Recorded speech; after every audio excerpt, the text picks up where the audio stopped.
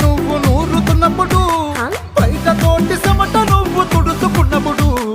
దండాన నీ సొక్కారేస్తున్నప్పుడు నీ ఒంటి వాసన తెగ గుర్తొచ్చినప్పుడు రెండు చేతులెత్తి జుట్టు ముడిచినప్పుడు జండు కత్తుకొని పడుకున్నప్పుడు అలసిపోయి నువ్వు ఆవలించినప్పుడు వచ్చుండై ఫీలింగ్స్ వచ్చి వచ్చి చంపేస్తుండ